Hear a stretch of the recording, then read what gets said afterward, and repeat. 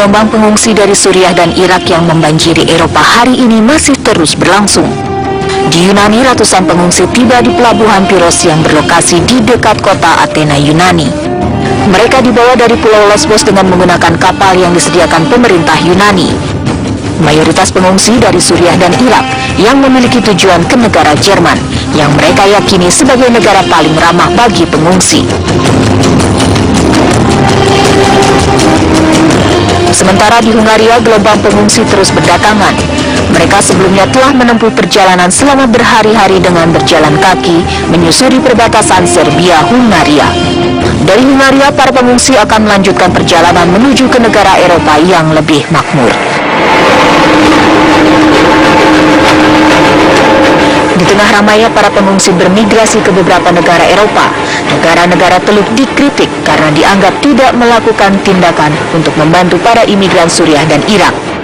Mendapat tuduhan seperti itu dari dunia internasional, para pejabat negara Teluk membantah dengan mengatakan bahwa mereka telah memberikan jutaan dolar lewat PBB untuk membantu para pengungsi. Mereka juga mengklaim banyak warga Suriah yang telah masuk ke negara Teluk dengan visa resmi lalu kemudian menetap. Bahkan menurut catatan UNOCHA, Badan Kemanusiaan PBB, total donasi untuk krisis Suriah dari tahun 2012 hingga 2015, negara Kuwait menempati urutan kelima penyumbang terbesar. Arab Saudi di urutan ke-7, Uni Emirat Arab di urutan ke-10, Qatar urutan ke-12, dan beberapa negara Teluk lainnya yang berkontribusi untuk krisis tersebut. Lantas, benarkah negara-negara Teluk tidak membuka pintu secara langsung untuk para pengungsi tersebut? Karena untuk menghindari konflik geopolitik yang telah terjadi di negara-negara Teluk sejak beberapa abad silam.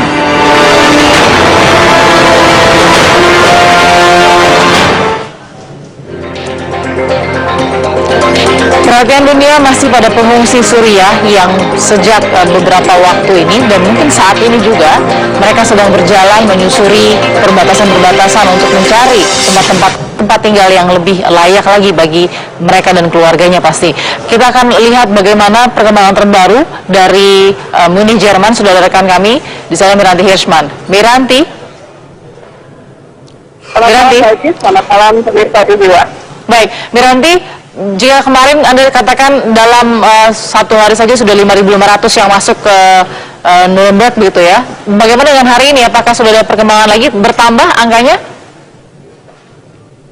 Ya, memang kemarin saya mengatakan bahwa ada sekitar 5.500 pengungsi yang masuk ke München pada hari Rabu malam. Dan kemarin tercatat sekitar 6.000 pengungsi yang masuk lewat stasiun kereta api utama München. Dan tentunya saya hari ini berada di stasiun kereta api München dan sejak pagi saya melihat setiap 1 jam selalu ada kereta yang datang dari gelombang pengungsi yang masuk ke Jerman ini ada ratusan. Jadi satu kereta itu bisa memuat 200 hingga 400 orang. Ini tentunya merupakan kerja keras buat polisi Jerman karena memang ada juga dari mereka yang ingin langsung menuju bis, mereka langsung ingin keluar dari stasiun dan mencari jalannya sendiri, dan tentu saja polisi Jerman berusaha sekuat tenaga dan friendly mungkin untuk mengarahkan mereka ke tempat yang dituju ya, yaitu Welcome Center. Miranti, dari 6.400 kemarin yang datang dan mungkin bertambah juga di hari ini, apa sih kesulitan dari mungkin pembina ya atau penanggung jawab yang menerima pencari suaka saat ini? Ya, yang pertama adalah dari security. Yang pertama adalah dari polisi sendiri, yaitu ketika mereka mengarahkan dari kereta api menuju ke tempat welcome center karena ada beberapa yang tidak menginginkan hal tersebut. Yang kedua adalah di welcome center itu sendiri. Hari ini saya berbicara dengan sejumlah relawan yang bekerja membantu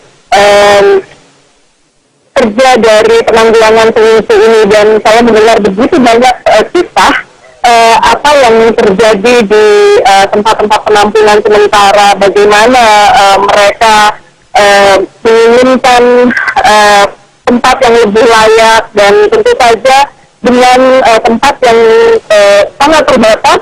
Tidak semua pengungsi itu bisa tidur di matras atau di tempat tidur yang disediakan. Ini tentunya juga merupakan masalah yang amat besar karena jumlah pengungsi yang masuk dengan tempat tidur yang tersedia di tempat-tempat pengungsian sementara ini tidak seimbang. Tentu saja bantuan berupa alat tidur dan juga pakaian terus berdatangan, termasuk juga pakaian dan minuman.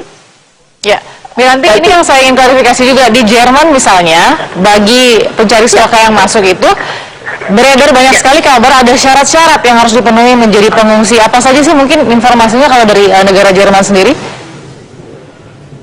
Sementara yang menjadi prioritas saat ini adalah pengungsi asal Syria. Kemarin, Kanselir Jerman Angela Merkel mengatakan bahwa nanti akan ada sebuah pilot project dulu, bahwa para pengungsi ini diizinkan bekerja. Namun untuk bekerja itu tentu saja harus ada semacam izin tinggal atau izin khusus, karena orang yang bekerja di Uni Eropa memerlukan izin yang sangat rumit, apalagi yang bukan orang yang tinggal di Uni Eropa. Itu yang pertama.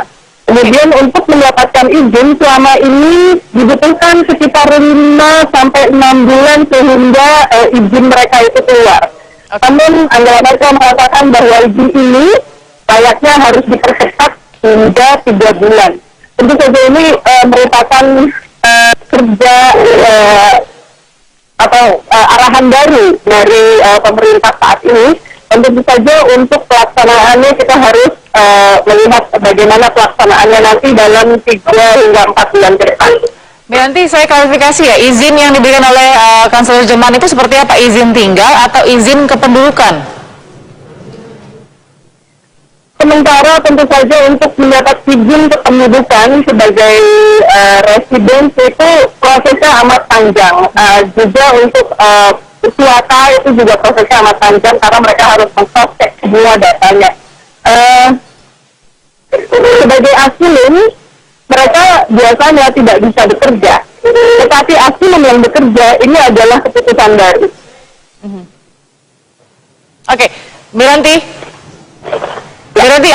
dia juga berkembang ya di media, saya juga ingin klarifikasi juga nih, mungkin Miranti punya informasi yang lebih soal beberapa negara yang ikut akan berencana menerima suaka, tapi punya persyaratan yang mungkin sensitif kalau didengar oleh telinga kita begitu, yang sesuai dengan suku atau agama atau lain. Seperti apa sih yang diketahui oleh media Jerman misalnya?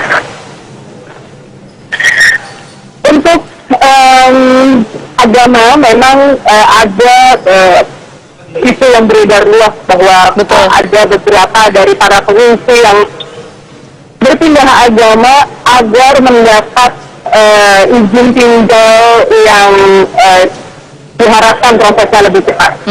Tetapi ini adalah kesadaran atau inisiatif pribadi. Jadi ini bukan sebuah paksaan atau himbauan. Saya tidak pernah mendengar ada himbauan dari pemerintah Jerman untuk berpindah agama agar izin tinggalnya segera diproses. Selama ini untuk berpindah agama itu adalah inisiatif dari masing-masing pribadi. Oke, baik. Tidak ada persyaratan dari Jerman untuk berpindah agama atau prefer pada agama tertentu ya untuk meluluskan sebuah permohonan suaka. Ya, kita juga berharap hak asasi seperti ini masih akan juga dihormati ya bagi para pengungsi begitu.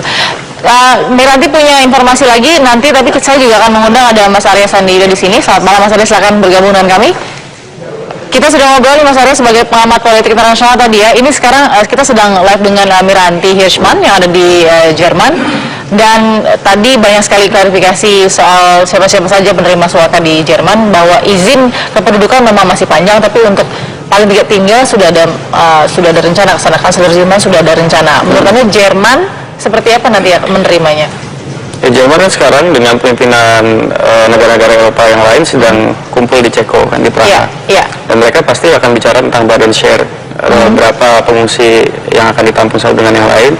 Mungkin Jerman ambil 160.000, tapi sepertinya ada kesepakatan mereka akan membuka seluas-luasnya terhadap pengungsi karena ini kan isu kemanusiaan. Jadi ini mirip seperti kasus pengungsi Rohingya terhadap Indonesia, Malaysia, Thailand dan sebagainya gitu. Baik, kita akan berbincang lagi ya Mas Arya, yang juga Anda kan punya pengalaman banyak di Timur Tengah ya. Sesaat lagi mungkin kita akan sambung, juga akan melihat nanti siapa yang akan memberikan informasi juga warga di sana ya. Silahkan, sesaat lagi.